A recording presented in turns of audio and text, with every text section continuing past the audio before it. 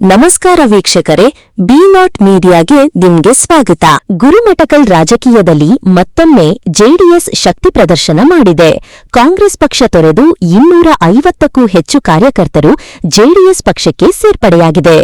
ಗುರುಮಠಕಲ್ ಜನಸಂಪರ್ಕ ಕಚೇರಿಯಲ್ಲಿ ನಡೆದ ಕಾರ್ಯಕ್ರಮದಲ್ಲಿ ಹೋರುಂಚ, ಯರಗೋಳ, ಸೈದಾಪುರ, ಬದ್ದೇಪಲ್ಲಿ, ತುರಕನದೊಡ್ಡಿ, ಸಂಗ್ವಾರ ಮತ್ತು ಹಿರನೂರ ಗ್ರಾಮಗಳ ಕಾರ್ಯಕರ್ತರು ಜೆಡಿಎಸ್ ಸೇರ್ಪಡೆಯಾದರು. ಈ ವೇಳೆ ಮಾತನಾಡಿದ ಶಾಸಕ ಶರಣ್ಗೌಡ ಕಂದಕೂರ, ಗುರುಮಠಕಲ್ ಹೆಸರು ಇಂದು ರಾಜ್ಯದ ಯಾವುದೇ ಮೂಲೆಗೆ ಹೋದರೂ ಗೌರವದಿಂದ ಕೇಳಿಸುತ್ತಿದೆ ಎಂದು ಹೇಳಿದರು. ನಾವು ಯಾರದ್ದೋ ಹೆಸರು ಹೇಳಿಕೊಂಡು ಸಿಂಪತಿ ಪಡೆದು ಶಾಸಕರಾಗಿಲ್ಲ. ದೊಡ್ಡಪ್ಪ ಹಾಗೂ ತಂದೆಯ ಕಾಲದಿಂದಲೂ ಹೋರಾಟ ಮಾಡಿ ಪಕ್ಷ ಸಂಘಟಿಸಿ ಅಧಿಕಾರಕ್ಕೆ ಬಂದಿದ್ದೇವೆ ಎಂದು ಹೇಳಿದರು. ಕಾರ್ಯಕರ್ತರೇ ನಮ್ಮ ಕುಟುಂಬದ ಸದಸ್ಯರು, ನಿಮ್ಮ ಕಷ್ಟ ಸುಖದಲ್ಲಿ ನಾನು ಜೊತೆಗಿರುತ್ತೇನೆ ಎಂದು ಭರವಸೆ ನೀಡಿದ ಶಾಸಕ ಕಂದಕೂರ, ನಾನು ಚುನಾವಣೆಗಾಗಿ ಅಲ್ಲ, ಅಭಿವೃದ್ಧಿಗಾಗಿ ಓಡಾಡುತ್ತಿದ್ದೇನೆ ಎಂದರು.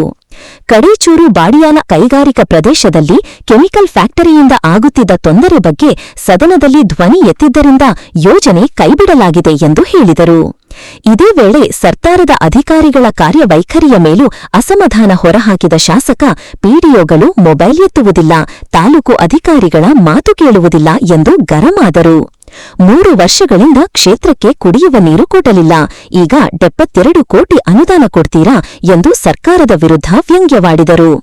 ರಾಜ್ಯದಲ್ಲಿ ಜೆಡಿಎಸ್ ಬಿಜೆಪಿ ಮೈತ್ರಿ ಇದೆ. ಕಾರ್ಯಕರ್ತರು ಬಿಜೆಪಿ ಮತ್ತು ಆರ್ಎಸ್ಎಸ್ ಜೊತೆ ಬಾಂಧವ್ಯದಿಂದ ಕೆಲಸ ಮಾಡಬೇಕು ಎಂದು ಕರೆ ನೀಡಿದರು.